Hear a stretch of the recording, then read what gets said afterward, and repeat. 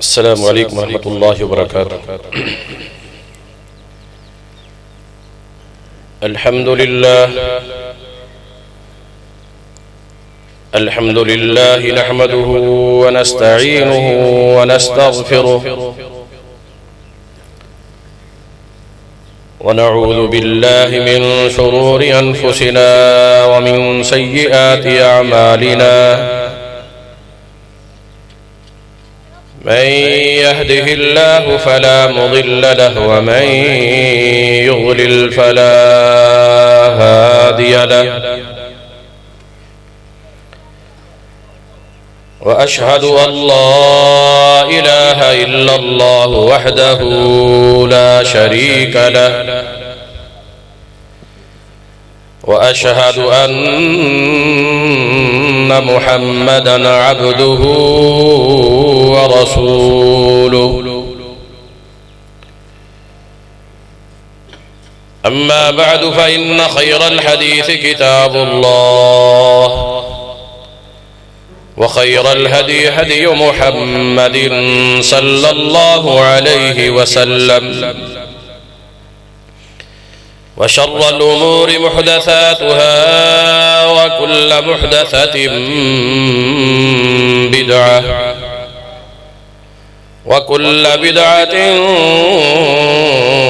ضلالة، وكل ضلالة في النار.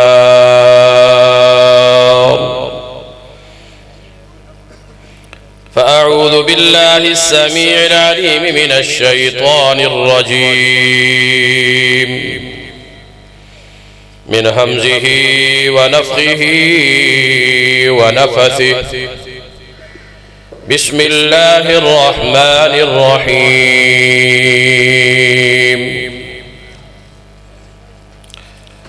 يا أيها الذين آمنوا استجيبوا لله وللرسول إذا دعاكم لما يحييكم.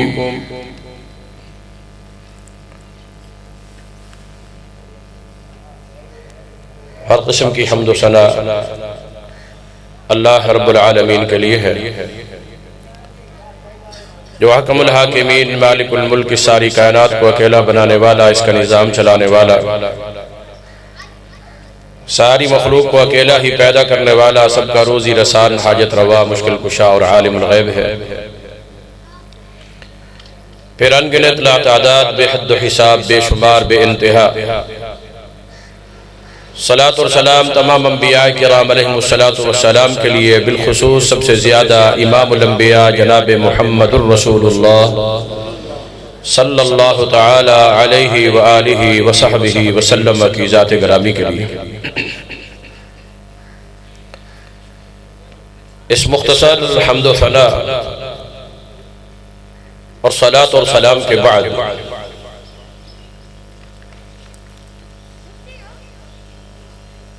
اللہ رب العالمین نے ایمانداروں کو یہ حکم ارشاد فرمایا ہے کہ ما كان لمؤمن ولا مؤمنة اذا قضى الله ورسوله امرا ان يكون لهم الخيار، کہ جب اللہ اور اس کے رسول صلی اللہ علیہ وسلم کا حکم اور فیصلہ آ جائے تو پھر کسی کو بھی اپنی منمانی اور مرضی کرنے کی اجازت نہیں ہے۔ مومن کا کام کیا ہوتا ہے؟ انما کان قول المؤمنین اذا دعوا الی اللہ ورسولہ، کہ جب انہیں اللہ تعالیٰ کی طرف اور رسول اللہ صلی اللہ علیہ وسلم کی طرف بلایا جاتا ہے، دعوت دی جاتی ہے، اللہ اور اس کے رسول صلی اللہ علیہ وسلم کا حکم بتایا جاتا ہے، سنایا جاتا ہے، تو مومن کا حق یہ بنتا ہے کہ ان یقولوا سمعنا واطعنا، کہ ہم نے سن بھی لیا ہے اور اس کو مان بھی لیا ہے۔ اہل ایمان کے لیے ہر حال میں خوشی ہو یا غمی، اللہ اور اس کے رسول صلی اللہ علیہ وسلم کی اطاعت کرنا واجب اور لازم ہے۔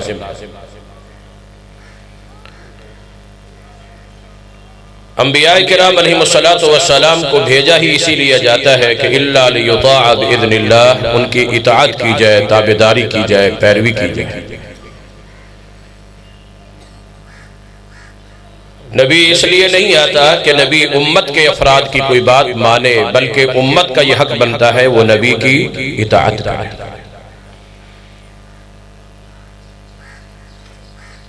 اللہ رب العالمین خالق اور مالک ہے، اس لحاظ سے ہم اس کی مخلوق ہیں، تو اس کا حکم ماننا اور اس پر عمل کرنا، اس کی اطاعت کرنا ہمارے لیے لازم اور ضروری ہے۔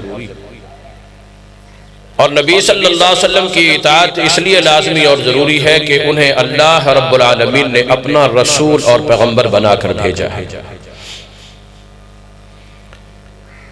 اسی لیے اللہ رب العالمین نے فرمایا کہ من یطع الرسول فقد اطاع اللہ، اللہ کا اور رسول کا آپس میں کوئی تنازع، کوئی جھگڑا یا کوئی اختلاف نہیں ہے، بلکہ جو در حقیقت محمد الرسول اللہ صلی اللہ علیہ وسلم کی اطاعت کرتا ہے تو وہ یقیناً اللہ کی اطاعت کرنے والا ہے۔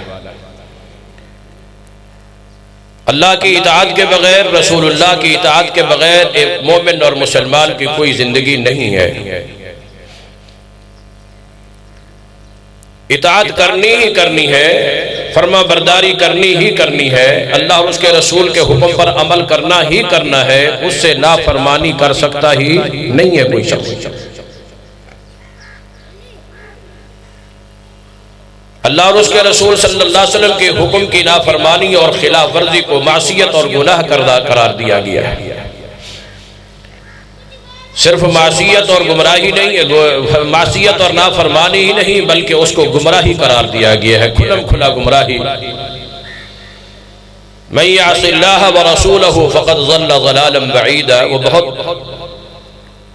صراط مستقیم سے دور گمراہ ہے، جس کا حقیقی راستہ جو ہے وہ اس سے گم ہو چکا ہے۔ اللہ رب العالمین نے ڈرایا بھی ہے، سمجھایا بھی ہے کہ فَلْيَحْذَرِ الَّذِينَ يُخَالِفُونَ عَنْ أَمْرِهِ أَن تُصِيبَهُمْ فِتْنَةٌ أَوْ يُصِيبَهُمْ عَذَابٌ أَلِيمٌ۔ خیال کرنا ہے میرے پیغمبر کے حکم کی نافرمانی اور خلاف ورزی نہیں کرنی۔ اگر تم نافرمانی اور خلاف ورزی کرو گے تو خطرہ ہے کہ کہیں تمہیں اللہ تعالیٰ کی طرف سے عذاب نہ آ جائے اور کسی تم دردناک مصیبت یا فتنے میں مبتلا نہ کر دیے جاؤ۔ اللہ ہم سب کو محفوظ فرمائے۔ اللہ کی طرف سے اور رسول اللہ کی طرف سے حکم آ جانے کے بعد، ہدایت آ جانے کے بعد، فرمان آ جانے کے بعد کوئی جان بوجھ کر پھر مخالفت کرتا ہے، نافرمانی کرتا ہے۔ وَمَن يُشَاقِقِ الرَّسُولَ مِن بَعْدِ مَا تَبَيَّنَ لَهُ الْهُدَى وَيَتَّبِعْ غَيْرَ سَبِيلِ الْمُؤْمِنِينَ نُوَلِّهِ مَا تَوَلَّى وَنُصْلِهِ جہنم، یہ جہنم کا راستہ ہے۔ ہدایت واضح ہو جانے کے بعد، قرآن اور حدیث کا حکم واضح ہو جانے کے بعد کوئی جان بوجھ کر اگر خلاف ورزی کرتا ہے تو وہ جس راستے پہ جانا چاہتا ہے، فرمایا ہم اس کو اسی راستے پر جانے دیں گے اور اس کا ٹھکانہ جہنم ہوگا۔ اللہ ہم سب کو محفوظ فرمائے۔ اطاعت کرنی ہی کرنی ہے، لیکن آج میں جو بات اس خطبہ جمعہ میں آپ کو بتاؤں گا، سمجھاؤں گا، سناؤں گا قرآن اور حدیث کے حوالوں سے انشاءاللہ العزیز، ماننا تو ماننا ہی ہے، نافرمانی سرے سے جائز ہی نہیں ہے، اطاعت کرنی ہی کرنی ہے۔ لیکن جو بات میں آج سمجھانا چاہتا ہوں وہ یہ کہ اللہ اور اس کے رسول کے حکم کے ماننے میں، عمل کرنے میں دیر نہیں کرنی چاہیے، اس کو فوراً ماننا چاہیے، تسلیم کرنا چاہیے۔ انتظار نہ کرتا رہے انسان کہ ابھی تو بڑا وقت پڑا ہے، بڑی زندگی پڑی ہے، ابھی تو جوانی ہے، بڑھاپے میں جا کر داڑھی رکھ لیں گے، نماز پڑھ لیں گے، چوری ڈکیٹی چھوڑ دیں گے، ظلم زیادتیوں کی توبہ اور معافی مانگ لیں گے، بڑھاپے میں جا کر رب رسول کے احکام کو مان کر اللہ کو راضی کر لیں گے، نبی کی سنت پر عمل کر کے جنت میں چلے جائیں گے۔ لیکن یہ سوچنا کہ ہم آخر میں جا کر، بڑھاپے میں جا کر، بعد میں جا کر توبہ کر لیں گے، معافی مانگ لیں گے یا رب کو منا لیں گے، راضی کر لیں گے، نہیں، اللہ اور اس کے رسول کا حکم ماننا ہے، عمل کرنا ہے، تسلیم کرنا ہے، فوراً ماننا اور تسلیم کرنا، عمل کرنا، تاخیر اور دیر نہیں کرنی۔ صحیح بخاری میں حدیث ہے، ابو سعید المعلی صحابی ہے رسول اللہ صلی اللہ علیہ وسلم کتاب التفسیر میں یہ روایت موجود ہے، بیان کرتے ہیں کہ کنت اصلی، میں نماز پڑھ رہا تھا، فدعانی رسول اللہ صلی اللہ علیہ وسلم، مجھے رسول اللہ صلی اللہ علیہ وسلم نے بلا لیا، میں نماز پڑھ رہا تھا، میں نماز پڑھتا رہا، نبی صلی اللہ علیہ وسلم کے بلانے پر میں حاضر نہیں ہوا نبی صلی اللہ علیہ وسلم کی خدمت میں، لیکن جب میں نے نماز مکمل کر لی، سلام پھیر لیا، فلما انصرفت من صلاتی، سلام پھیر کر نماز سے فارغ ہو کے میں نبی صلی اللہ علیہ وسلم کی خدمت میں حاضر ہوا، کنت دعوتنی، اللہ کے رسول صلی اللہ علیہ وسلم اب میں حاضر ہو گیا ہوں، آپ نے مجھے بلایا تھا تو میں اب حاضر ہو گیا ہوں۔ نبی صلی اللہ علیہ وسلم نے فرمایا پہلے تو مجھے یہ بتا کہ لم لم تأتنی اذ دعوتک، جب میں نے بلایا تھا تم فوراً اسی وقت کیوں نہیں آئے ہو، تم نے دیر کیوں کر دی؟ کہنے لگے کہ کنت اصلی، میں نماز پڑھ رہا تھا، میں نماز پڑھ رہا تھا، میں نماز پڑھتا رہا۔ ظاہر بات ہے صحابی رسول نے یہ سوچا ہوگا نماز اللہ کی ہے، بلاوا رسول اللہ کا ہے، مقام رتبہ اللہ کا زیادہ ہے، تو نماز پڑھ لوں، نماز ادا کر لوں تو پھر نبی صلی اللہ علیہ وسلم کی خدمت میں حاضر ہو جاؤں گا۔ اور یہ بات بھی ذہن میں رہے کہ یہ نماز نفلی نماز تھی، فرضی نماز نہیں تھی کہ نبی صلی اللہ علیہ وسلم نماز نہیں پڑھ رہے تھے، پڑھا رہے تھے۔ جب اس کو بلایا وہ اکیلا نماز پڑھ رہا تھا، اگر فرضی نماز ہوتی، جماعت کھڑی ہوتی، نبی صلی اللہ علیہ وسلم نماز پڑھا رہے ہوتے، وہ بھی نماز پڑھ رہا ہوتا تو بلانا نہیں بنتا تھا۔ بلایا تب نبی صلی اللہ علیہ وسلم نے، جب نبی صلی اللہ علیہ وسلم نماز نہیں پڑھ رہے تھے، پڑھا رہے تھے، وہ صحابی نماز پڑھ رہے تھے، وہ نفلی نماز تھی، تو نفلی نماز پڑھنے پر نبی صلی اللہ علیہ وسلم نے بلایا، صحابی نہیں آئے، دیر کر دی، نبی سے پوچھا کہ لم لم تأتنی اذ دعوتک، جب میں نے بلایا تھا تم اسی وقت فوراً کیوں نہیں آئے ہو، فوراً کیوں نہیں ہاں کی، فوراً کیوں نہیں جواب دیا؟ کہنے لگے کہ کنت اصلی، میں نماز پڑھ رہا تھا۔ تو امام الانبیاء جناب محمد الرسول اللہ صلی اللہ علیہ وسلم نے ارشاد فرمایا اما قرأت القرآن، کیا تم نے قرآن نہیں پڑھا کہ اللہ رب العالمین نے حکم ارشاد فرمایا ہے کہ یا ایھا الذین آمنوا استجیبوا للہ وللرسول اذا دعاکم لما یحییکم، اے ایمان والو جب بھی اللہ اور اس کا رسول صلی اللہ علیہ وسلم تمہیں بلائیں تو تم نے کیا کرنا ہے؟ فوراً جواب دینا ہے۔ استجیبوا للہ وللرسول اذا دعاکم، جب بلائیں، جب پکاریں، جب حکم دیں، جب فرمان آ جائے، آواز پہنچ جائے تو پھر تمہارا حق کیا بنتا ہے؟ فوراً جواب دینا ہے، فوراً عمل کرنا ہے، فوراً تسلیم کرنا ہے، تاخیر اور دیر نہیں کرنی۔ تم نے دیر کیوں کر دی؟ پتہ یہ چلا جب اللہ کا حکم آ جائے، رسول اللہ صلی اللہ علیہ وسلم کا حکم آ جائے، پھر دیر نہیں کرنی ہے، سوچتے نہیں رہنا ہے۔ ان اللہ یحول بین المرء وقلبہ، بسا اوقات انسان سوچتا ہے میں بعد میں عمل کر لوں گا، بعد میں اس آیت پہ عمل کر لوں گا، بعد میں اس حدیث پہ عمل کر لوں گا، ابھی تو زندگی پڑی ہے، ابھی تو بڑا لمبا وقت ہے، لیکن فوراً نہیں مانتا۔ اللہ فرماتا ہے بسا اوقات انسان دل میں سوچ تو سوچ لیتا ہے، ارادہ کر لیتا ہے کہ میں بعد میں عمل کروں گا، لیکن اللہ تعالیٰ کا کوئی فیصلہ قضا کا ایسا بھی آ جاتا ہے کہ دل کی بات دل میں رہ جاتی ہے اور انسان عمل نہیں کر سکتا۔ اللہ تعالیٰ کی طرف سے کوئی رکاوٹ یا کوئی موت کا ایسا سبب بن جاتا ہے کہ انسان اس پر عمل بھی کر سکتا نہیں۔ اس لیے فوراً اللہ اکبر، پہلے پہل جس قدر بھی حکم، اور ہاں یہ بات بھی ذہن میں رہے نا، دنیا معلوم میں سے کوئی اگر ہمیں بلاتا ہے، ہم اس کے بلاوے پر جائیں یا نہ جائیں کوئی فرق پڑتا نہیں ہے۔ کوئی ہمیں آواز دے، ہم اس کی آواز سن کے اس کے پاس پہنچیں یا نہ پہنچیں، کوئی ہمیں کوئی حکم دے، ہم اس کا حکم مانیں یا نہ مانیں، لیکن بالخصوص جب امام الانبیاء جناب محمد الرسول اللہ صلی اللہ علیہ وسلم کا بلاوا آ جائے، حکم آ جائے، فرمان آ جائے، تو اس کو ہر حال میں ماننا ہی ماننا ہے۔ اگر انسان نہیں مانے گا تو پھر ایماندار ہی نہیں رہے گا، ایماندار ہی نہیں رہے گا۔ اور ماننا بھی ہے تو فوراً ماننا ہے، فوراً تسلیم کرنا ہے، دیر نہیں کرنی۔ اللہ کا قرآن ہو، یہ اللہ کا بلاوا ہے، رسول اللہ صلی اللہ علیہ وسلم کی حدیث اور سنت ہے تو وہ رسول اللہ کا بلاوا ہے۔ آج دنیا میں کوئی بڑا شخص کسی ایک انسان کو بھیجتا ہے ہمارے پاس، پیغام دے کر، سنیہا دے کر کہ جاؤ جا کر فلاں شخص کو یہ کہو کہ فلاں آپ بڑا آدمی تمہیں کوئی حکم دے رہا ہے۔ اب اس کا پیغام لے کر آنے والا، اس کا سنیہا لے کر آنے والا جو ہوتا ہے، ایک بات تو یہ جو وہ بات کہہ رہا ہوتا ہے، وہ بات اس پیغام لے آنے والے کی اپنی نہیں سمجھی جاتی۔ وہ جو سنیڑو ہوتا ہے، سنیہا لے کے آتا ہے، وہ جو بات ہوتی ہے وہ سنیہا بھیجنے والے کا سمجھا جاتا ہے، اس سنیڑو کی اپنی بات نہیں سمجھی جاتی۔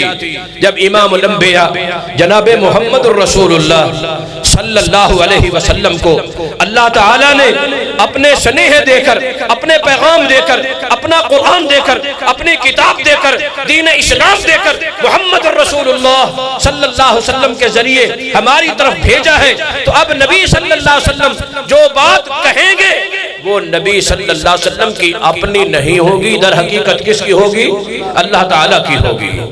علامہ اقبال نے کہا ہے، گفتیو گفتہ اللہ بود گرچہ حلقوم عبداللہ بود، ظاہری طور پر وہ گدا تو محمد الرسول اللہ کا صلی اللہ علیہ وسلم، وہ زبان تو زبان محمد الرسول اللہ صلی اللہ علیہ وسلم کی، مگر در حقیقت اس زبان سے نکلے ہوئے الفاظ وہ محمد الرسول اللہ کے اپنے نہیں، در حقیقت کس کے بھیجے ہوئے ہوتے ہیں؟ اللہ رب العالمین کے، کہ وَمَا يَنطِقُ عَنِ الْهَوَىٰ إِنْ هُوَ إِلَّا وَحْيٌ يُوحَىٰ، یہ اپنی مرضی سے، اپنی چاہت سے، خواہش سے نہیں بولتے، جو بولتے ہیں وہ اللہ کے حکم سے بولتے ہیں، جو بولتے ہیں وہ ان کی اپنی بات نہیں ہے، وہ در حقیقت کس کی بات ہے؟ اللہ کی بات ہے۔ جو فرمان سنا رہے ہیں یہ در حقیقت نبی کا اپنا فرمان نہیں ہے، اللہ رب العالمین کا فرمان ہے۔ اس لیے فوراً ماننا ہے، فوراً تسلیم کرنا ہے، دیر نہیں کرنی، تاخیر نہیں کرنی ہے، عمل کرنا ہی کرنا، مگر عمل میں بھی سبقت عمل میں ہی پہلے۔ اللہ اکبر۔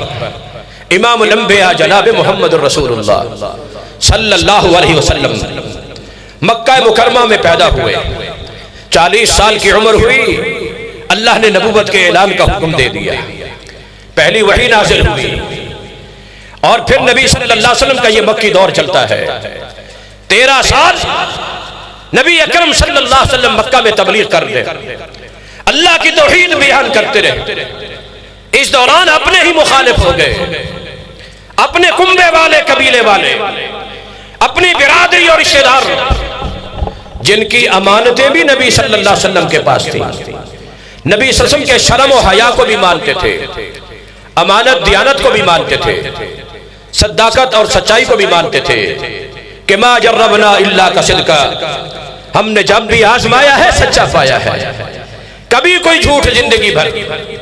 مگر اس کے باوجود جب نبی صلی اللہ علیہ وسلم نے توحید کی دعوت پیش کی، قولوا لا الہ الا اللہ، اس بات کو مان لو کہ اس پوری کائنات میں سوائے اللہ کے کوئی بھی معبود نہیں ہے، کوئی بھی عبادت کا حقدار نہیں ہے۔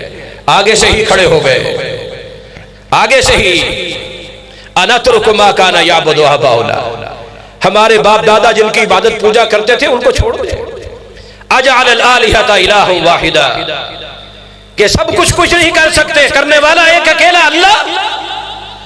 امام الانبیاء جناب محمد الرسول اللہ صلی اللہ علیہ وسلم اپنی یہ ڈیوٹی اور ذمہ داری، قم فانذر وربک فکبر وثیابک فطہر بلغ ما انزل الیک من ربک، یہ تبلیغ کا حق ادا کرتے رہے۔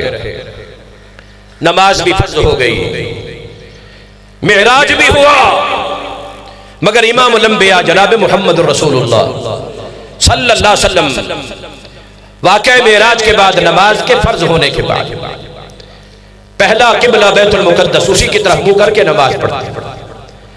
بعض روایات میں آتا ہے جب مکہ میں تھے نبی صلی اللہ علیہ وسلم اگرچہ نماز بیت اللہ میں پڑھتے تھے، حکم تھا بیت المقدس کی طرف منہ کرنے کا، مگر نبی صلی اللہ علیہ وسلم کعبے کے جنوبی سائیڈ میں کھڑے ہوتے تھے، جنوبی طرف سے تاکہ کعبے کو بھی رخ ہو جائے اور بیت المقدس کی طرف بھی رخ ہو جائے۔ کعبہ بھی سامنے آ جاتا تھا، بیت المقدس کو بھی رخ ہو جاتا تھا۔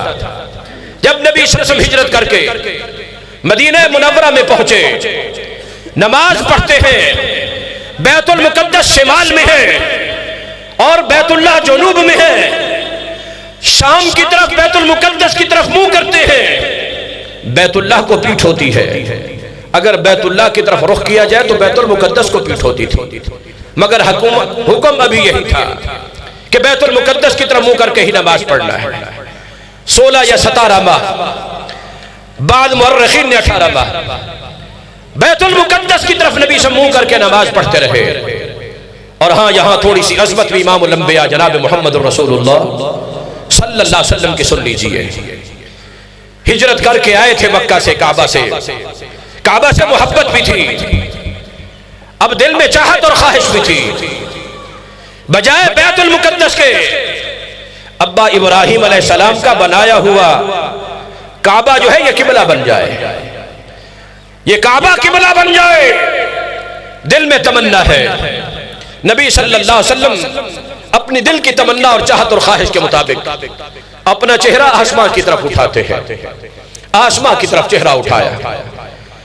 یارو نبی صلی اللہ علیہ وسلم نے دعا کے لیے ہاتھ نہیں اٹھائے، اس موقع پر اپنے لب نہیں ہلائے، اپنی زبان مبارک سے اللہ سے کوئی درخواست نہیں کی، خالی اپنا چہرہ آسمان کی طرف اٹھایا، اور آسمان کی طرف اٹھا ہوا یہ چہرہ رب کو اتنا پسند آیا کہ اللہ نے اسے خالی پلٹانا ہی مناسب نہیں سمجھا۔ قَدْ نَرَا تَقَلُّبَ وَجْهِكَ فِي السَّمَاءِ، ہم نے آپ کا چہرہ آسمان میں اٹھتا ہوا دیکھ لیا ہے، ہمیں زیب نہیں دیتا کہ ہم اس کو خالی پلٹائیں۔ فَلَنُوَلِّيَنَّكَ قِبْلَةً تَرْضَاهَا، جس قبلے پہ آپ راضی ہیں ہم حکم دے رہے ہیں کہ اسی قبلے کی طرف منہ کر کے نماز پڑھا کریں۔ فَوَلِّ وَجْهَكَ شَطْرَ الْمَسْجِدِ الْحَرَامِ، وہ چہرہ، اس اٹھے ہوئے چہرے کی اللہ نے لاج رکھی ہے، لاج رکھی ہے یا نہیں رکھی؟ قبلہ تبدیل ہو گیا، اللہ نے لاج رکھی۔ اور یارو ذرا سوچو تو صحیح، نبی صلی اللہ علیہ وسلم نے جو چہرہ رب کی طرف اٹھایا تھا، رب نے جس چہرے کی لاج رکھی تھی، وہ نبی صلی اللہ علیہ وسلم کا چہرہ داڑھی والا تھا یا بغیر داڑھی کے تھا؟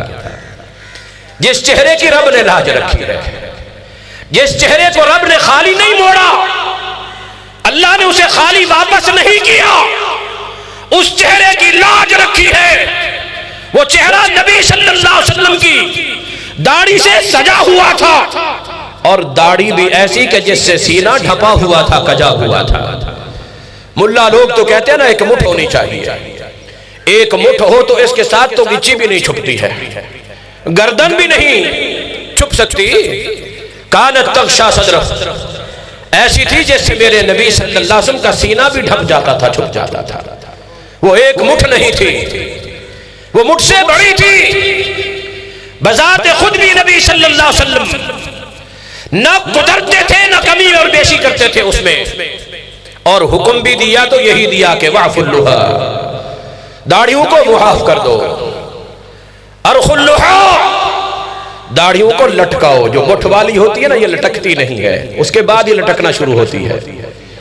اترکو، اسے چھوڑ دو، اطیلو، اسے لمبا کرو، وفرو، اسے بافر سے بافر آنے دو، کسرو، اسے زیادہ سے زیادہ آنے دو، اطیلو، اس کو لمبا سے لمبا کرو جتنا بھی۔ یہ نبی کے حکم ہے، نبی صلی اللہ علیہ وسلم۔ ایک حکم نہیں ہے داڑھی کے متعلق، 7 حکم ہے، 7 صیغے ہیں، 7 امر کے صیغے۔ اور الامر للوجوب، اگر کوئی مانع کرینہ موجود نہ ہو تو امر وجوب اور فرضیت کا فائدہ دیتا ہے۔ بہرحال اللہ رب العالمین نے نبی اکرم صلی اللہ علیہ وسلم کے اس داڑھی والے چہرے کی لاج رکھتے ہوئے قبلہ تبدیل کر دیا، قبلہ تبدیل ہو گیا۔ ابھی پہلا دن ہے، نبی صلی اللہ علیہ وسلم نے نماز عصر کی پڑھائی۔ نبی صلی اللہ علیہ وسلم کے ساتھ آ کر قبیلہ بنو عمرو بن سلمہ کے علاقے سے آنے والا ایک شخص اس نے بھی نماز پڑھی۔ نماز پڑھ کے جب واپس جانے لگا، جب اس قبیلے کی مسجد کے پاس سے گزرا، دیکھا کہ وہ نماز پڑھ رہے ہیں، لیکن نماز پڑھ رہے ہیں تو بیت المقدس کی طرف منہ کر کے نماز پڑھ رہے ہیں، بیت المقدس کی طرف منہ کر کے۔ یہ جو نبی کے ساتھ نماز پڑھ کے گیا تھا، ان کو نماز پڑھتے ہوئے دیکھا کہ بیت المقدس کی طرف، کہتے کہ انی صلیت مع رسول اللہ صلی اللہ علیہ وسلم صلاۃ العصر، میں نے ابھی عصر کی نماز نبی کے ساتھ پڑھی ہے۔ صلی مستقبل الکعبہ، میں نبی کے ساتھ نماز پڑھ کے آیا ہوں صلی اللہ علیہ وسلم، اور نبی صلی اللہ علیہ وسلم نے بجائے بیت المقدس کے بیت اللہ کی طرف منہ کر کے نماز پڑھی، نماز پڑھی ہے۔ وہ نماز کی حالت میں ہی ہے۔ ان کو باہر سے ایک آدمی بتا رہا ہے، میں نے نبی کے ساتھ نماز پڑھی تو نبی نے بیت المقدس کی بجائے بیت اللہ کی طرف منہ کر کے نماز پڑھی ہے۔ وہ جو نماز پڑھ رہے تھے نبی کے صحابہ، انہوں نے کیا کیا؟ سن کے کیا کیا؟ حدیث کے لفظ صحیح بخاری کے، فَتَوَجَّهُوا نَحْوَ الْكَعْبَةِ وَهُمْ رُكُوعٌ، رکوع کی حالت میں تھے، رکوع کی حالت میں سنا، نبی کا عمل پہنچا، نبی نے قبلے کی طرف منہ کر کے نماز پڑھی ہے، رکوع سے سر نہیں اٹھایا، کھڑے نہیں ہوئے، نماز پوری نہیں کی، اسی رکوع کی حالت میں ہی بیت المقدس سے منہ پھیر کے بیت اللہ کی طرف کر لیے۔ ماننے میں، عمل کرنے میں دیر، یہی بات ہے استجیبوا للہ وللرسول اذا دعاکم، جب بھی حکم آ جائے، فرمان آ جائے، عمل آ جائے، پھر ماننے میں دیر، رکوع کی حالت میں ہی۔ اور اللہ رب العالمین بھی، اللہ اکبر، قبلہ تبدیل ہوا۔ وہ پہلے نبیوں کا قبلہ تھا، حکمتیں اور مصلحتیں کئی سے کئی ہو سکتی تھی، مگر اللہ رب العالمین نے قرآن میں تحویل قبلہ، قبلہ کی تبدیلی کی جو علت، جو وجہ بیان فرمائی، وہ وَمَا جَعَلْنَا الْقِبْلَةَ الَّتِي كُنْتَ عَلَيْهَا إِلَّا لِنَعْلَمَ مَنْ يَتَّبِعُ الرَّسُولَ، ہم یہ دیکھنا چاہتے تھے کون ہے جو ہمارے رسول کی اتباع کرتا ہے۔ حکم آنے کے بعد، فرمان آنے کے بعد عمل آ گیا، انہوں نے یہ نہیں سوچا کہ یہ نماز تو ہم جیسے پہلے طریقے پر پڑھ رہے ہیں اس کو تو پورا کر رہے ہیں، نہیں، اسی حالت میں ہی وہ جانتے تھے۔ جب انسان کو معلوم ہو کہ نبی صلی اللہ علیہ وسلم کی نماز یہ ہے، نماز کی حالت میں ہی اپنی نماز کی درستگی کر لینی ہے، نماز کی اصلاح کر لینی ہے۔ اللہ اکبر، فوراً انہوں نے قبلہ تبدیل کر کے بیت المقدس کی بجائے بیت اللہ کی طرف۔ اللہ اکبر۔ یہاں ایک اور بات مسئلے کی ہے، کچھ طلباء اور علماء بھی نظر آ رہے ہیں، اہل علم بھی، میں خود بذات خود ایک طالب علم ہوں، فقہ کا ایک مسئلہ ہے، شریعت کا بھی ایک اصول ہے، امام نماز اگر پڑھا رہا ہے، نماز پڑھاتے ہوئے اسے کوئی بھول چوک ہو جائے تو پچھلوں کا حق بنتا ہے اس کو سبحان اللہ کہہ کر یاد دلا دے، سبحان اللہ کہہ کر یاد دلا دے کہ تم غلطی کر رہے ہو۔ اسے ہمارے ہاں جو ہے نا کہا جاتا ہے لقمہ دینا امام کو، ہاں لقمہ ٹکڑا نہیں سمجھ رہا ہوں، روٹی والا لقمہ نہیں، ملا کو نماز میں نہیں، یہ مولوی بیچارہ بھول رہا ہے، اور کہنا بھی ہے تو کیا کہنا ہے؟ سبحان اللہ۔ مولوی بھول گیا ہے، سبحان اللہ۔ مولوی کو احساس ہو جائے کہ اللہ غلطیوں سے پاک ہے تو اس سے کوئی غلطی ہو رہی ہے، وہ سبحان ہے، وہ غلطیوں سے پاک ہے، منہ سے پاک، مولوی جی تم سے کوئی غلطی ہو رہی ہے۔ نمازی کوئی ایسی بات بتاتا ہے، سبحان اللہ کہتا ہے، نمازی بھول چوک کر رہا تھا، امام تو اپنی اصلاح کر لیتا ہے۔ نمازی اگر نماز میں ایسا کہہ دے تو امام اپنی نماز کو درست کر لے، یہ صحیح ہے، مگر فقہ والوں نے لکھا ہے، عجیب بات تو یہ ہے کہ آج کل تھوڑا سا نام لینا بھی مسئلہ ہے۔ بہرحال ہمارے ہاں جو رواج ہے جس فقہ کا کہ اگر باہر کا کوئی آدمی جو نماز سے باہر ہے وہ اگر لقمہ دے اور غلطی بتائے امام کو اور امام اس باہر والے کی غلطی قبول کر کے اپنی نماز کو درست کر لے تو باسدت صلاتہ، اس کی نماز فاسد ہو جاتی، نماز ختم ہو جاتی، اس نے باہر والے کی بات کو قبول کر لیا۔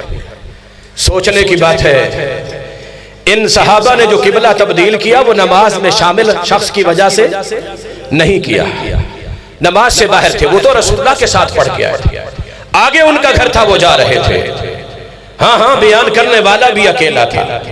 ان صحابہ نے یہ نہیں سوچا یہ تو خبر واحد ہے چلو رہنے دو کوئی بات نہیں، بعد میں دیکھیں گے پتہ کریں گے یہ جھوٹ بول رہا ہے یا سچ، نعوذ باللہ۔ الصحابۃ کلہم عدول، نبی کے صحابی سب کے سب سچے، کسی کے متعلق بھی یہ گمان نہیں کیا جا سکتا کہ یہ سچ بول رہا ہے یا جھوٹ بول رہا ہے۔ اگر اتنی سی بات بھی دل میں آ جائے تو انسان ایمان سے ہی فارغ و خارج ہو جاتا ہے۔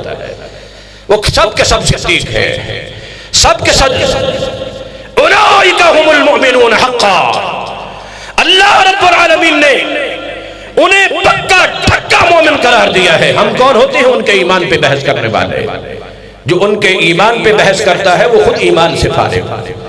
بہرحال عرض یہ کر رہا تھا کہ جب اللہ اور اس کے رسول کا حکم فرمان اور عمل آ جائے پھر ماننا ہی ماننا ہے، عمل کرنا ہی کرنا ہے، تاخیر نہیں کرنی، دیر نہیں کرنی ہے۔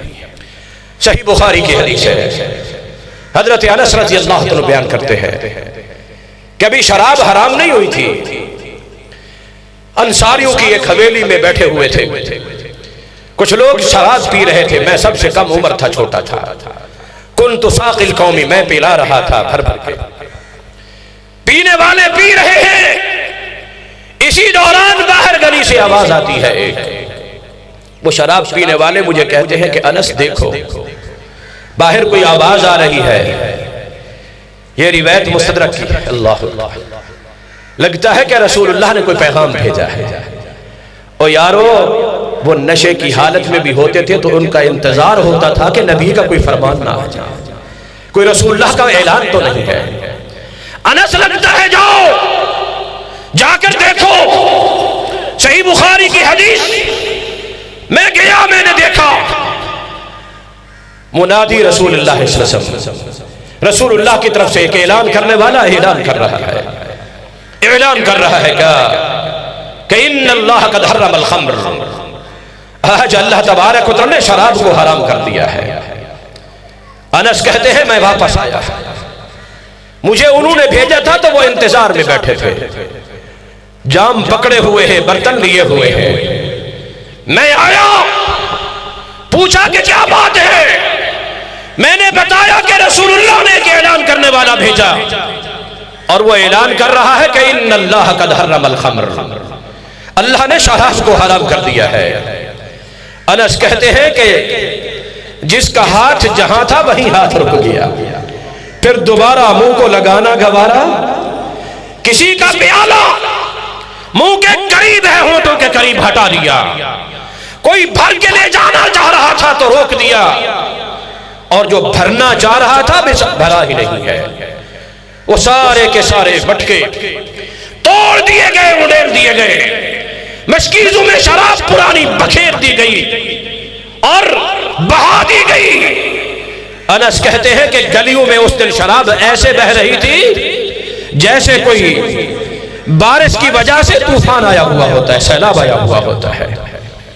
جب آ گیا حکم رسول اللہ صلی اللہ علیہ وسلم کا کہ اللہ نے حرام کر دی، پھر انہوں نے یہ نہیں سوچا چلو یہ آج تو پی لینا، ابھی تو ہم محفل میں بیٹھے ہیں، مجلس لگی ہے، بعد میں توبہ کر لیں گے، دیکھ لیں گے، نہیں، کسی نے بھی ایک گھونٹ دوبارہ اپنے منہ کو اپنے ہونٹوں سے لگانا بھی گوارا۔ استجیبوا للہ وللرسول اذا دعاکم، جب بھی اللہ اور اس کے رسول سب کا حکم آئے، فرمان آئے، تو پھر اس میں دیر نہیں کرنی ہے۔ کوئی حکم آ گیا ہے تو ما آتاکم الرسول فخذوہ اسی وقت فوراً اس کو لے لینا ہے۔ وَمَا نَهَاكُمْ عَنْهُ فَانْتَهُوا، جس چیز سے روک دے رسول اللہ صلی اللہ علیہ وسلم پھر فوراً رک جانا ہے، دیر نہیں کرنی، تاخیر نہیں کرنی۔ اللہ اکبر۔ مدینہ کے قریب ہی جنگ کا محاذ، نبی صلی اللہ علیہ وسلم بھی صحابہ بھی میدان میں پہنچے ہوئے ہیں۔ احد یا خندق کا واقعہ ہے۔ نبی صلی اللہ علیہ وسلم کو جب دشمن کا خطرہ محسوس ہوا، نبی صلی اللہ علیہ وسلم نے ایک شخص کو بھیجا کہ جاؤ، جا کر مدینے کی گلیوں میں اعلان کر دو، جو بھی لڑائی کے قابل نوجوان اس کو اب مدینہ رہنے کی اجازت نہیں ہے، میدان جہاد میں پہنچو۔ اعلان کرنے والا اعلان کر رہا ہے، اعلان کر رہا ہے، لوگ نکل رہے ہیں جو ابھی باقی تھے۔ ایک صحابی ہے، صحابی حضرت حنظلہ رضی اللہ عنہ، شادی کی پہلی رات گزری، ابھی پہلا دن ہے، ابھی ابتدائی دن کا حصہ، کانوں میں آواز پہنچی، اسی وقت ہی اٹھ کر چل پڑے، اسی وقت ہی اٹھ کر چل پڑے۔ یہ نہیں سوچا کہ رات شادی ہوئی ہے، کل شادی ہوئی ہے، آج ولیمہ ہوگا، مہمان آئیں گے، ان کو دعوت تو کھلا دوں، نہیں، جب بھی پیغام پہنچا فوراً اسی وقت اٹھ کر بیوی روکتی ہے، مگر یہ سوچتے ہیں ادھر بیوی ہے، ادھر رسول اللہ کا فرمان ہے، حکم ہے۔ اللہ اکبر۔ لا تقدموا بین یدی اللہ ورسولہ، بڑی سے بڑی ذات اور بڑی سے بڑی شخصیت، بڑے سے بڑا رشتہ بھی آ جائے، بڑی سے بڑی ذات اور شخصیت بھی آ جائے تو امام الانبیاء جناب محمد الرسول اللہ سے مقدم کسی کو بھی نہیں کرنا ہے، مقدم کسی کو نہیں کرنا ہے، مقدم کرنا بھی ہے تو جناب محمد الرسول اللہ صلی اللہ علیہ وسلم سے۔ آج لوگ عظمت مصطفیٰ اور شان مصطفیٰ کی بات کرتے ہیں، مگر ان کے مقابلے میں شخصیتوں کو کھڑا کر دیتے ہیں، امتیوں کو مقابلے میں لا کے کھڑا کر دیتے ہیں۔ اور امتی جتنے بھی مل جائیں، جتنے بھی مل جائیں، جتنے بھی مل جائیں، نبی کا مقابلہ، کسی نبی کا مقابلہ نہیں کر سکتے، چاہے جائے کہ محمد الرسول اللہ کا مقابلہ کریں۔ اللہ اکبر۔ سمجھا ہی نہیں ہے مقام مصطفیٰ کو، شان مصطفیٰ کی حقیقت کو پایا ہی نہیں ہے۔ امام الانبیاء جناب محمد الرسول اللہ صلی اللہ علیہ وسلم کا یہ صحابی اسی وقت اٹھ کر چل پڑتا ہے، میدان میں پہنچتا ہے، آگے جنگ شروع ہو جاتی ہے، اور اس جنگ کے اندر مسلمانوں کو اللہ نے فتح غلبہ بھی عطا کیا، اور کچھ مسلمان زخمی بھی ہوئے، شہید بھی ہوئے، اور ان شہید ہونے والوں میں یہ بھی حنظلہ رضی اللہ عنہ شہید ہو گئے۔ جنگ سے فارغ ہونے کے بعد نبی صلی اللہ علیہ وسلم نے صحابہ کو حکم دیا کہ اپنے جو شہید ہو گئے ہیں ان کے کفن دفن کا انتظام کرو۔ مدینہ چونکہ قریب تھا، شہید ہونے والوں کے عزیز و اقارب و لواحقین بھی آ جا رہے ہیں اپنے شہداء کو دیکھنے کے لیے۔ آنے والوں میں ایک خاتون آئی، لباس ابھی نیا ہے، آ کے رسول اللہ کو کہتی ہے، اے اللہ کے رسول صلی اللہ علیہ وسلم، لک بی حاجت، مجھے آپ سے ایک کام ہے۔ نبی صلی اللہ علیہ وسلم فرماتے ہیں، بھائی کیا بات ہے، کیا کام ہے؟ کہا کہ بات ایسی ہے جو سب کے سامنے نہیں بتا سکتی، اکیلے ہو کر میری بات سنیں۔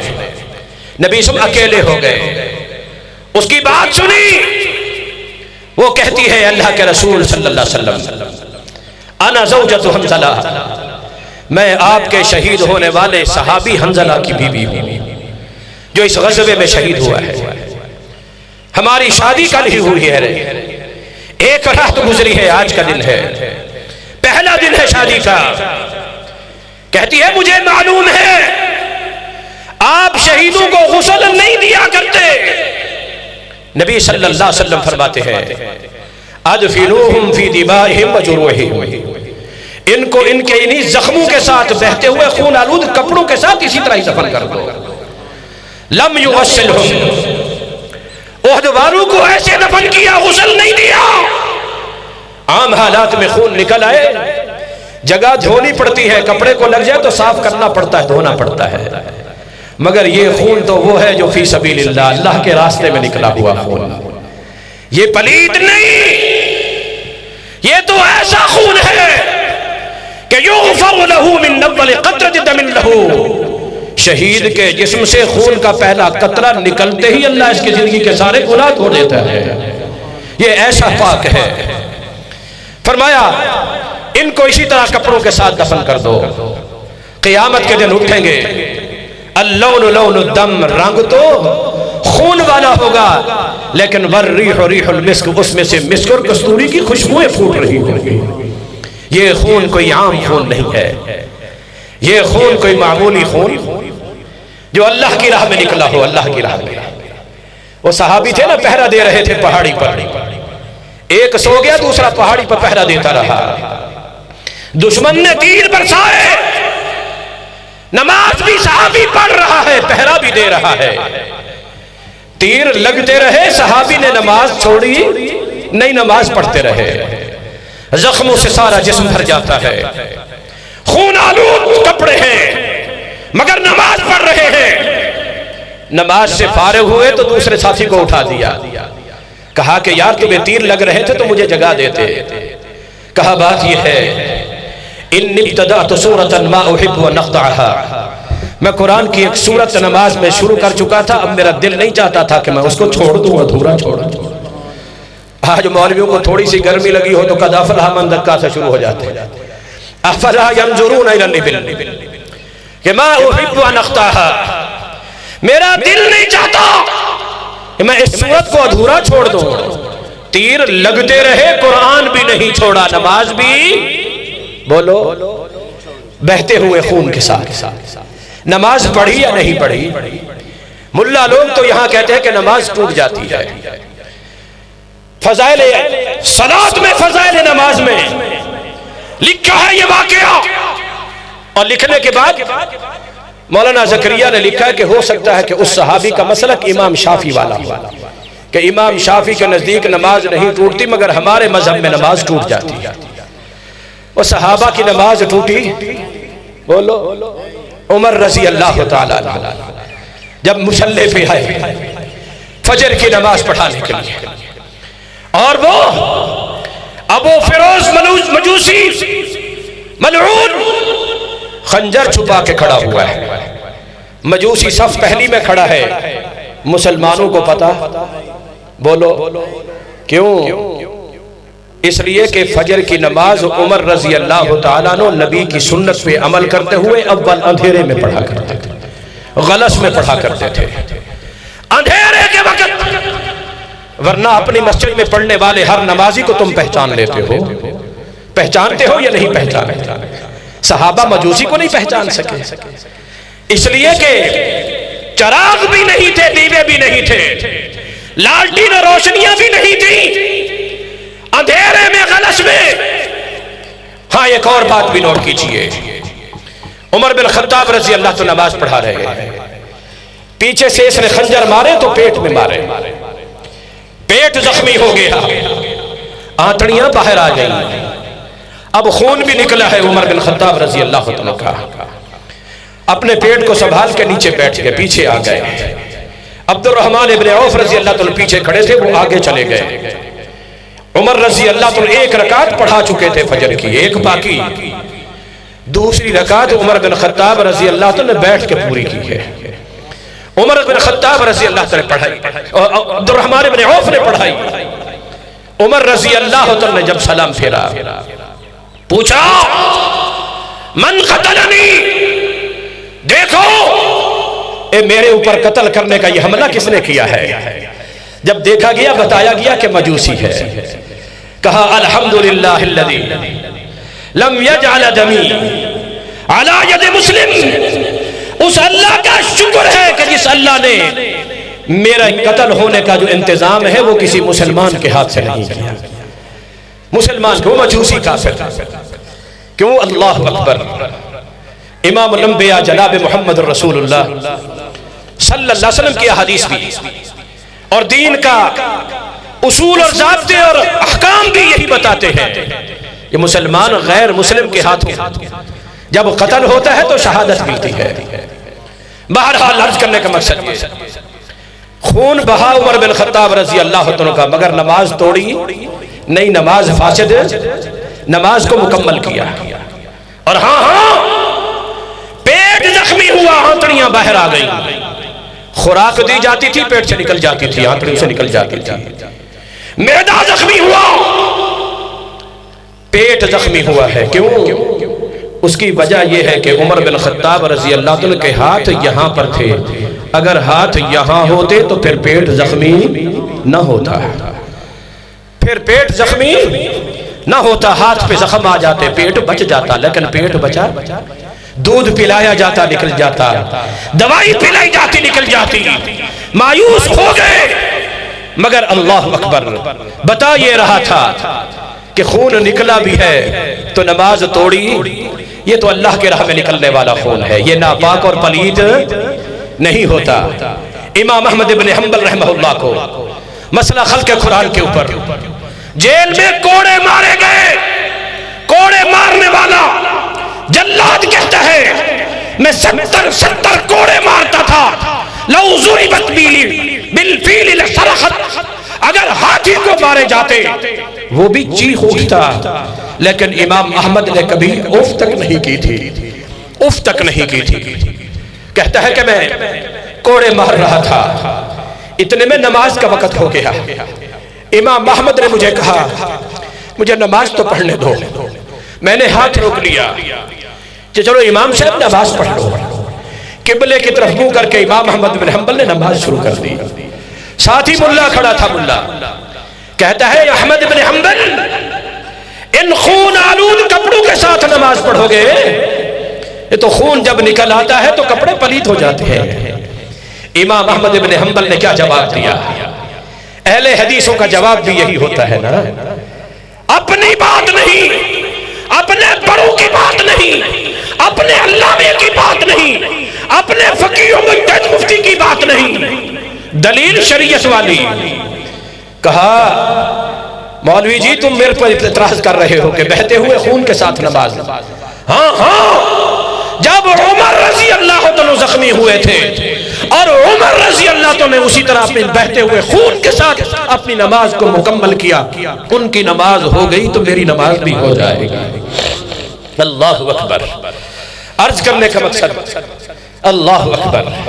حنظلہ رضی اللہ تعالیٰ عنہ ان کی بیوی نے آ کر کہا اے اللہ کے رسول مجھے معلوم ہے آپ شہداء کو غسل نہیں دیتے ہیں، لیکن اسے غسل دے دیجئے. کیوں؟ یہ اس وقت اس حالت میں مجھ سے اٹھ کے آئے تھے کہ ابھی انہوں نے نہانا تھا، غسل کرنا تھا، غسل فرض ہو چکا تھا.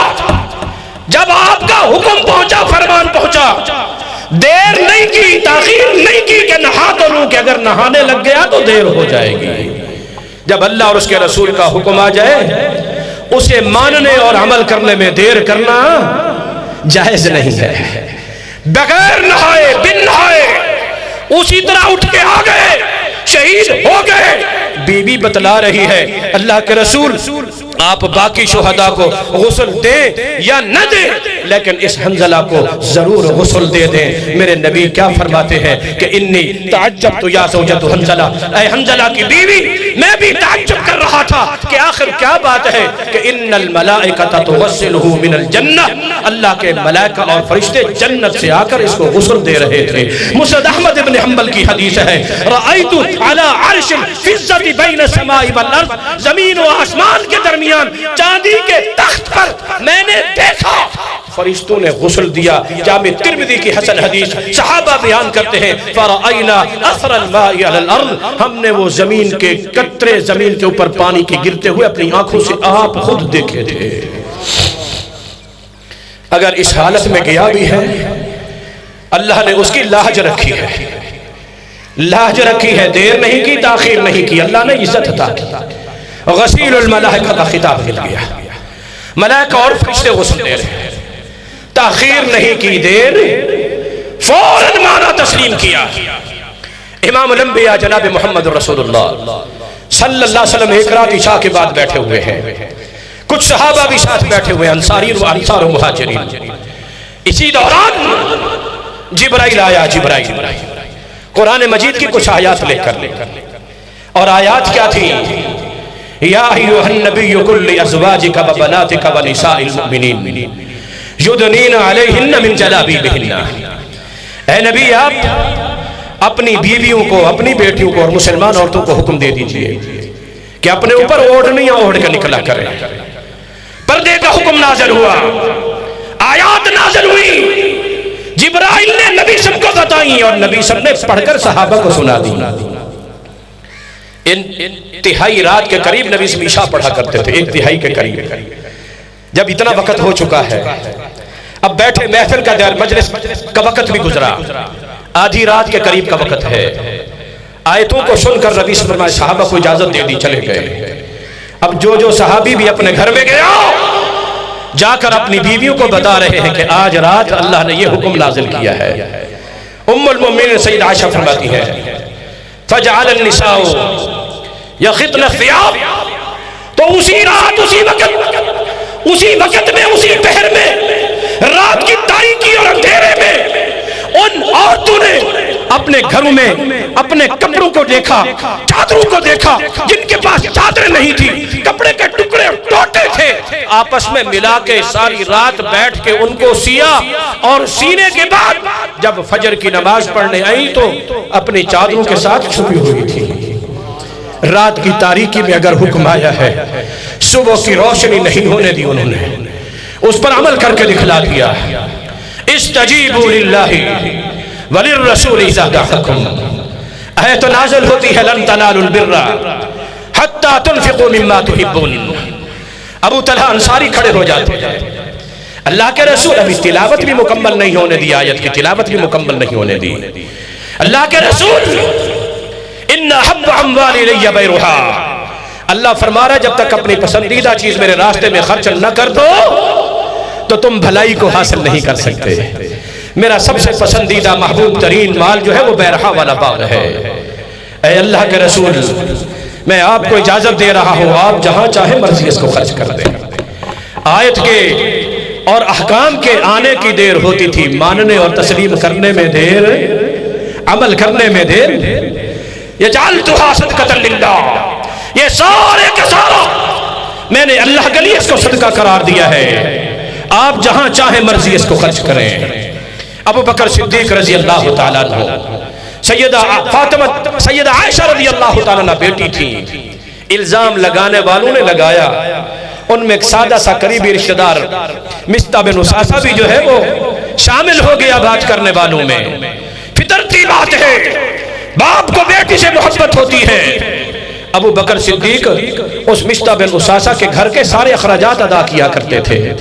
جب یہ بات آئی نا کہ اس نے بھی بات کی ہے میری بیٹی پر، ابو بکر صدیق رضی اللہ عنہ کہنے لگے آج کے بعد میں تو اس کو کچھ نہیں دوں گا، مگر جس وقت سیدہ عائشہ رضی اللہ تعالی عنہ طاہرہ مطہرہ عفیفہ صدیقہ بنت صدیق، جب اس کی شہادت گواہی پاک دامنی اللہ نے قرآن کی آیات بنا کر نازل کر دی، الطیبات للطیبین والطیبون للطیبات اولئک مبرؤون مما قالوا، یہ جو تہمت لگائی گئی ہے عائشہ اس سے بری ہے، عائشہ پاک صاف ہے۔ عائشہ کی پاک دامنی کے ساتھ یہ بھی وَلَا يَأْتَلِ أُولُو الْفَضْلِ مِنْكُمْ وَالسَّعَةِ، جن کو اللہ نے وسعت دی ہے، مال دیا ہے، انہیں اپنا مال روکنا نہیں چاہیے۔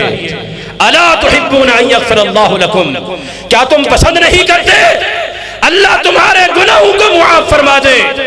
آیت نازل ہوئی، نبی سب نے پڑھی، ابو بکر اٹھے، گھر میں گئے، جتنا خرچہ مصطح بن اساسہ کا کیا کرتے تھے سارا اٹھا کے اس کے گھر پہنچایا اور فرمایا بلا انا احب ان یغفر اللہ لی، ہاں میں یہ پسند کرتا ہوں اللہ میرے گناہوں کو معاف فرما دے۔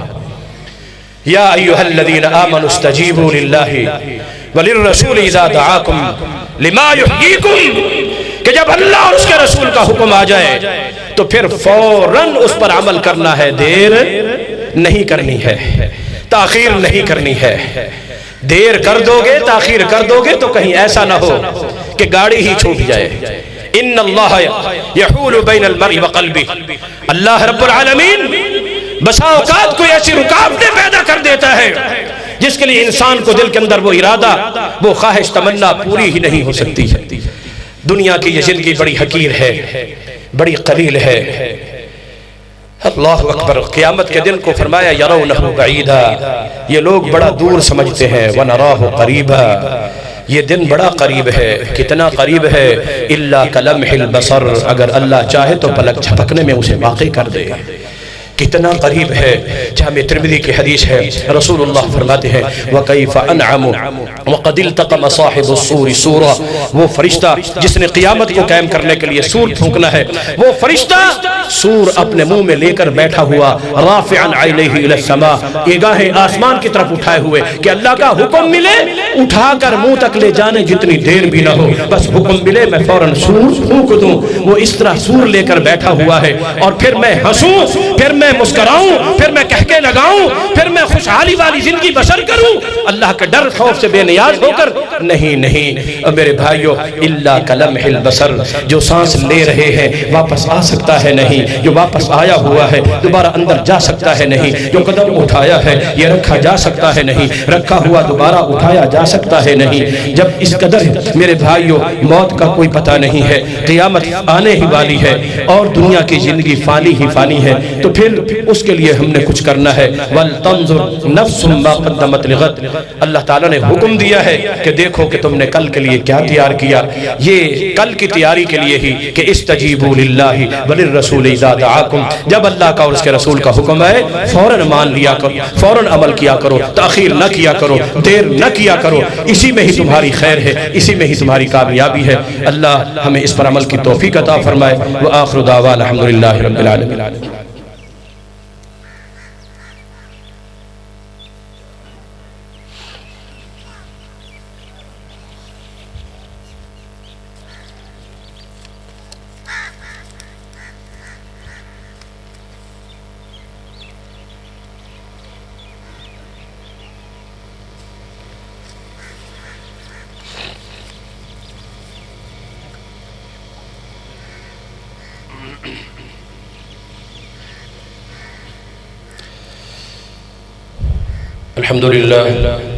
الحمد لله نحمده ونستعينه ونستغفره ونعوذ بالله من شرور أنفسنا ومن سيئات أعمالنا، من يهده الله فلا مضل له ومن يضلل فلا هادي له، وأشهد أن لا إله إلا الله وحده لا شريك له، وأشهد أن محمدا عبده ورسوله. أما بعد فإن خير الحديث كتاب الله، وخير الهدي هدي محمد صلى الله عليه وسلم، وشر الأمور محدثاتها، وكل محدثة بدعة، وكل بدعة ضلالة، وكل ضلالة في النار. فأعوذ بالله السميع العليم من الشيطان الرجيم، من همزه ونفخه ونفثه. بسم الله الرحمن الرحيم. إن الله ملائكته يصلون على النبي يا أيها الذين آمنوا صلوا عليه وسلموا تسليما. اللهم صل على محمد وعلى آل محمد كما صليت على إبراهيم وعلى آل إبراهيم إنك حميد مجيد. اللهم بارك على محمد وعلى آل محمد كما باركت على إبراهيم وعلى آل إبراهيم إنك حميد مجيد. اللهم اعز الإسلام والمسلمين، اللهم انصر الإسلام والمسلمين، اللهم دمر جميع أعداء الدين، اللهم شتت شملهم وأنزل بهم بأسك الذي لا ترده عن القوم المجرمين. اللهم اشفنا واشف مرضانا ومرضى المسلمين، أذهب البأس رب الناس واشف أنت الشافي لا شفاء إلا شفاؤك، شفاء لا يغادر سقما.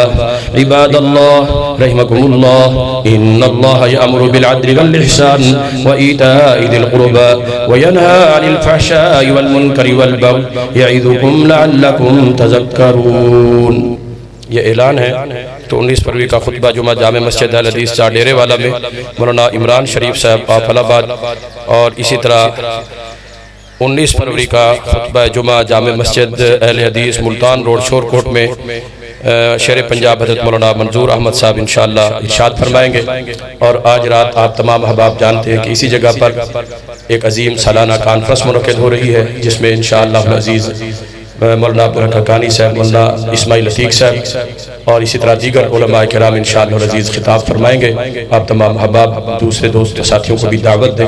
اللہ تعالی ہم سب کو نیکی کے کام کرنے کی توفیق عطا فرمائے اور تبلیغ اور دعوت کا حق ادا کرنے کی توفیق عطا فرمائے. اور بھائیوں کی طرف سے اپیل بھی ہے مالی تعاون کے سلسلے میں یہ جگہ الحمدللہ جیسا کہ آپ جانتے ہیں 2 بزرگوں نے وقف کی تھی کچھ اس کا اللہ تبارک و تعالیٰ ان کے لیے صدقہ جاریہ بنائے، اور اللہ تبارک و تعالیٰ جو بھی اس دینی سلسلے کو چلا رہے ہیں اللہ رب العالمین ان کے مال میں رزق میں برکتیں عطا فرمائے۔ تو تمام بھائی انتظامیہ بہن کے ساتھ ضرور تعاون فرمائے، اللہ سب کو جزائے خیر عطا فرمائے۔